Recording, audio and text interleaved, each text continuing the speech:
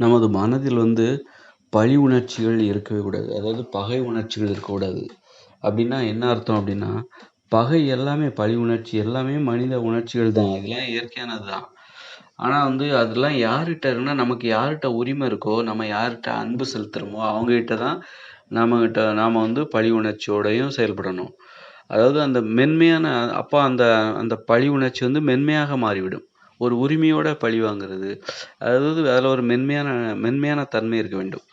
அஹ் இப்போ பகை உணர்ச்சினா எப்ப பார்த்தாலும் ஒருத்தரை வந்து விரோதியா நினைச்சுக்கிட்டு அவரை நண்பரா நினைக்காம ஒருத்தரை விரோதியா நண்பரா யாரை நம்ம நினைக்கிறோமோ அல்லது ஒரு பெண்ணாக இருந்தால் யாரை அவர் தோழியாக நினைக்கிறாரோ அவரைத்தான் அவர் அஹ், ஒரு உரிமையோடு துன்பப்படுத்தி பார்க்க வேண்டும். இன்பப்படுத்தியும் பார்க்க வேண்டும். மகிழ்ச்சியும் வச்சுக்கணும், மகிழ்ச்சியாகவும் வச்சுக்கணும். அப்பதான் அவருக்கு வந்து அவரை துன்புறுத்துவதற்கான உரிமையும் கிடைக்குது. ஒரு உரிமையோடு அவரை துன்புறுத்த வேண்டும். ஒரு உரிமையோடு பழிவாங்க வேண்டும். உரிமையோடு பகைமையுடன் நடந்து கொள்ள வேண்டும். அந்த உரிமையோட பகையுடன் நடந்து கொள்ள இப்போ வந்து ஒருத்தர்கிட்ட வந்து நமக்கு உரிமையே இல்லை, அவர்கிட்ட நம்ம நண்பராகவே நினைக்கல அப்படின்னு நினைக்கும்போது அவர்கிட்ட போய் நம்ம வந்து பகையை வெளிப்படுத்தணும்னா எப்போ பார்த்தாலும் நம்ம அவரை நினச்சிக்கிட்டே இருப்போம். அந்த நினைக்கிறோம் பாருங்க, அடிக்கடி நினச்சிக்கிட்டே இருப்போம். ஒருத்தர் நம்ம நண்பராகவே இல்லை அப்படிங்கும்போது அவர்கிட்ட போய் நாம் வந்து அவரை நம்ம பகையாளியாக நினச்சோம்னா அவரை பற்றி நம்ம நினச்சிக்கிட்டே இருப்போம். விடமாட்டேன், உன்னை என்ன பண்ணுறான் பாரு. அந்த உணர்ச்சி இருக்குல்ல, அதை நம்ம நரம்புகள் தாங்கிக்காது. அந்த அந்த உணர்ச்சி இருக்குல்ல, அது தாங்கிக்காதா? அப்போ என்ன ஆகும்னா, ஏன்னா அது ரொம்ப வன்மையானது. என்ன வேணாலும் நடக்கலாம், நமக்கு அழிவும் ஏற்படலாம். நம்ம அப்படி வந்து ஒருத்தரை வந்து நம்ம நண்பராக இல்லாதவர்களை நம்ம பகைவர்களாக நினச்சி அவங்கள பழி வாங்கணும்னு நினச்சா அந்த நினப்பு இருக்கு பாருங்க, அந்த நினப்பு வந்து நம்ம நரம்புகளில் வந்து என்னன்னா அது தாங்கிக்காது. நம்ம உடம்பு நம்ம நரம்புகளை அதை தாங்கிக்கிடாது. அப்போ அதுவே நோயை உருவாக்கிரும். அப்போ நம்ம பிறரை வந்து பகையாக நினைக்கும் போது நமக்கே நாம் வந்து ஒரு பகையாகி விடும். நாமே நமக்கு பகையாகி விடுவோம். அதனால பகை இது எல்லாமே உரிமையோடு செய்யப்படக்கூடிய ஒரு வேலை. நமக்கு பிடித்தமான நண்பர்களிடம் அதாவது பிடித்தமானவர்களிடம் நாம் வந்து ஒரு உரிமையோட நம்முடைய பகை உணர்ச்சியை நம்முடைய உணர்ச்சிகள் அத்தனையும் வெளிப்படுத்துவதற்கான ஒரு பாதுகாப்பான வழிதான் உறவுமுறைங்கிறது. நம்மகிட்ட நம்ம வந்து சதி செய்வோம் அல்லது பழி வாங்குவோம். அந்த எல்லாமே ரசனைக்குரியதாக மாறிவிடும். நமது உரிமையை நம்ம வந்து அதுவும் எல்லார்கிட்டயும் வந்து நமக்கு சில நண்பர்களிடம் நாம் ரொம்ப உரிமை எடுத்து பழகுவோம். அதான் ரொம்ப பர்சனலாக அந்த அப்போதான் க்ளோஸ் ரிலேஷன்ஷிப்பு அப்படின்னு சொல்லுவாங்க. ரொம்ப நெருங்கிய நண்பர். தனிப்பட்ட முறையில் நம்மளுடைய உணர்ச்சிகளை நம்ம அவர்கிட்ட வந்து வெளிப்படுத்துவோம். அவரும் நம்மக்கிட்ட வெளிப்படுத்துறதுக்கு நாம் அனுமதிப்போம். அப்போது அந்த மாதிரி இருக்கும்போது என்ன ஆகுன்னா நம்முடைய எல்லா உணர்வுகளையும் நாம் சுதந்திரமாக வெளிப்படுத்துவோம். திட்டுவோம், பாரு உன்னை என்ன பண்ணுறேன் பாரு, உன்னை போட்டு தள்ளிடுவேன் அல்லது வந்து அடி வாங்க போகிற பாரு. இதெல்லாம் வந்து ஒரு உரிமையோட உள்ள அதில் வந்து ஒரு வன்மையான உணர்ச்சி கிடையாது. அது உடனே மறந்துடுவோம். வீட்டுக்கு போனால் அதெல்லாம் மறந்துடுவோம். அவரை அதை நினச்சிக்கிட்டே பழி வாங்கி விடக்கூடாது அப்படின்லாம் நினச்சிக்கிட்டே இருக்க மாட்டோம். அவரை பார்க்கும்போது அப்படி அப்படி சொல்லுவோம் அல்லது மறந்துடுவோம், உடனே மறந்துடுவோம். அப்போது எல்லா வித உணர்ச்சிகளையும் வெளிப்படுத்துவதற்கு ஒரு உரிமை யார்கிட்ட இருக்கோ அவங்ககிட்ட தான் நம்முடைய பகை, பழி உணர்ச்சி, சதி செய்கிறது, பொறாமைப்படுறது எல்லாத்தையும் அவங்ககிட்ட தான் வச்சுக்கணும். பாராட்டுறது முதற்கொண்டு. அப்போ மோசமான குணம்னு நம்ம எதெல்லாம் நினச்சிட்டு இருக்கோமோ அதையும் வெளிப்படுத்தணும், நல்ல குணங்களையும் வெளிப்படுத்தணும்.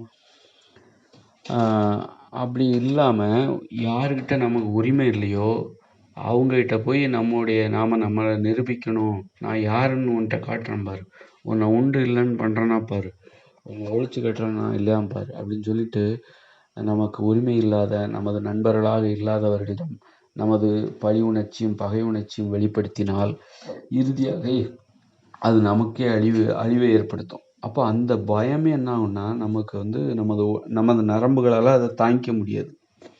அந்த உணர்ச்சி இருக்குல்ல, இப்போ அந்த பழி உணர்ச்சியும் நமக்கு உரிமை இல்லாதவரிடம் நாம் காட்டுகிற பகை உணர்ச்சியும் பழி உணர்ச்சியும் நமது நரம்புகளை நரம்பு தளர்ச்சி உண்டு பண்ணிவிடும். நரம்புகளை பலமிழக்க செய்துவிடும். இந்த ஆண்மை குறைவுலாம் இதனால தான் வரும். ஆண்மை குறைவு, பெண்மை குறைவு, நோய்கள் எல்லாமே இதனால தான் இப்படி தான் ஏற்படும். நமக்கு உரிமை இல்லாதவரிடம் நாம் வெளிப்படுத்துகிற பகை உணர்ச்சி, பழி உணர்ச்சி, பொறாமை உணர்ச்சி, சதி செய்கிறது, உரிமை இல்லாதவர்களை அழிப்பதற்காக நமக்கு உறவு முறையாக நாம் அன்பு செலுத்தாத நமக்கு உரிமை இல்லாதவர்களிடம் நாம் பழி உணர்ச்சி, அவர்களை அழிப்பதற்காக நாம் திட்டமிடுவது, இந்த உணர்ச்சிகள்லாம் ரொம்ப வன்மையானது. இப்போ இது ஒரு அதிர்வை ஏற்படுத்திக்கிட்டே இருக்கும். அப்போ வந்து அந்த உணர்ச்சிகளை நம்மளால் தாங்கிக்க முடியாது. அப்போ அந்த மாதிரி ஆள்கிட்ட இருந்து நம்ம விலகிடணும். நம்மளை யார் அப்படி ஒரு உணர்ச்சிகளை ஏற்படுத்த வைக்கிறாங்களோ, இப்போ உதாரணத்துக்கு ஒருத்தர் வந்து கடன் வாங்கிட்டு ஏதோ திருப்பி தரேன்னு சொல்லிட்டு வாங்கிட்டு ஏமாத்துறாரு. அப்போ அவரை பார்த்து ஐயோ நம்மளை ஏமாத்திட்டானே, இவனை என்ன பண்ணுறது, இவனை எப்படி அழிக்கிறது, இப்படிப்பட்ட நினைப்பு இருக்குல்ல, அடிக்கடி அப்படி வந்துக்கிட்டே இருக்கும்போது அந்த உணர்ச்சி நம்மளை வந்து அந்த நம்ம நரம்புகளை வந்து காலி பண்ணி, அப்போ அந்த மாதிரி ஆள்கள்கிட்ட இருந்து விலகிடணும். அல்லது நம்ம கொடுத்த பணத்தை ஒரு திருப்பி பெறுவதற்கு சட்டப்பூர்வமாக முயற்சி செய்ய வேண்டும். அதுக்கு தான் சட்டம் வச்சுருக்காங்க. சட்டங்கிறது ஏன் வச்சுருக்காங்க அப்படின்னா, நம்ம வந்து எந்த ஒரு நமக்கு அதே டைமில் நமக்கு வந்து ஒரு பாதிப்பு யார்கிட்ட வந்து வேணாலும் நம்ம நம்பி கொடுப்போம், அவங்க நமக்கு வந்து நம்மளை ஏமாற்றுவாங்க. அப்படிப்பட்டவங்ககிட்ட போய் நம்ம நேரடியாக மோதக்கூடாது.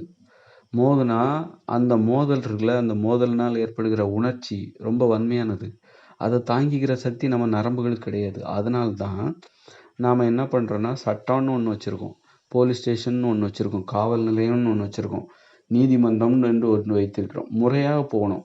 அங்கே போய் நம்முடைய கோபத்தை நேரடியாக வெளிப்படுத்தக்கூடாது. நேரடியாக வெளிப்படுத்தினா அது நம்மையும் அழித்துவிடும், பிறரையும் அழித்துவிடும். அதனால தான் போலீஸ் ஸ்டேஷன் வச்சுருக்காங்க. நம்ம வந்து கோபமே இப்படி இந்த மாதிரி விஷயத்தில் கோபமே படக்கூடாது. அதே டைமில் கோபம் வந்து ஆக்கப்பூர்வமாகவும் அப்படி சட்டத்தில் இது போன்று என்னை இவர் ஏமாற்றி விட்டார், அதற்கு நான் இவருக்கு பணம் கொடுத்ததற்கான சாட்சியாக பத்திரம் இருக்கிறது, எனக்கு என்னுடைய பணத்தை மீட்டு தாருங்கள் அப்படின்னு சொல்லிட்டு நாம் வந்து முறையிடுறோம். அதை நம்முடைய முறையிடுதல் அப்படின்னா என்ன, என்னால் ஒரு தனியாளாக நின்று அவர்கிட்ட இருந்து வாங்கி கொடுக்க முடியாது. நான் வந்து ஒரு எளிய ஒரு மனிதர். அதனால் எனக்கு என்னுடைய பணத்தை என்னை ஏமாற்றியவரிடமிருந்து வாங்கி கொடுங்கள் அப்படின்னு சொல்லிட்டு நாம் வந்து நம்முடைய இயலாமையை ஒப்புக்கொண்டு, ஒரு சட்டங்கிறது என்னென்னா ஒரு மக்கள் எல்லாரும் சேர்ந்து உருவாக்குன ஒரு அமைப்பு. இப்போ ஒரு தமிழ்நாட்டில் ஒரு நீதிமன்றம் அப்படின்னா அது என்னென்னா, தமிழ்நாட்டு ஒட்டுமொத்த மக்களோட ஒரு பிரதிநிதி தான் அந்த நீதிமன்றம், அந்த காவல் நிலையம். அப்போ அது எவ்வளோ பெரிய வலிமையானது பாருங்கள். அதனால தான் வந்து சட்டத்தால் வந்து நம்ம தப்பு பண்ணால் சட்டம் நம்மளை கைது செய்து நம்ம சிறையில் அடைக்கும், நீதிமன்றத்தில் நிறுத்தி நமக்கு தண்டனை வாங்கி கொடுக்கும். அந்த தண்டனையிலேருந்து நம்ம தப்பவே முடியாது. யாருமே எவ்வளோ பெரிய ஆளாக இருந்தாலும் சரி, அது தண்டனை கொடுத்து விட்டால் அந்த தண்டனையை நாம் அனுபவித்து தான் தர வேண்டும். ஏனென்றால் அந்த சட்டம் என்பது தமிழ்நாட்டில் உள்ள ஒரு சட்டம் என்பது தமிழ்நாட்டு மக்கள் ஒட்டுமொத்த அந்த 8 கோடி பேரோட ஒப்புதலின் பேரில் அந்த சட்டம் அங்கு உருவாக்கப்பட்டிருக்கிறது. அப்போ அதன் மூலம் நமக்கு தேவையான நியாயத்தை பெற்றுக்கொள்ள வேண்டும். நமது பகை உணர்ச்சியை வந்து தனிப்பட்ட முறையில் நேரடியாக வெளிப்படுத்தாமல் இப்படி முறையாக சென்று நியாயத்தை பெற வேண்டும். அப்போ நமது நரம்புகள் பாதிக்கப்படாது. அதுக்கு தான் அந்த போலீஸ் ஸ்டேஷன்லாம் வச்சுருக்காங்க. பிற உயிரினங்கள் வந்து இந்த மாதிரி நேரடியாக சண்டை போட்டுக்கொள்ளும். அது வந்து அவங்களுக்கு என்ன உடனே மறந்துடவும் செஞ்சுருவாங்க.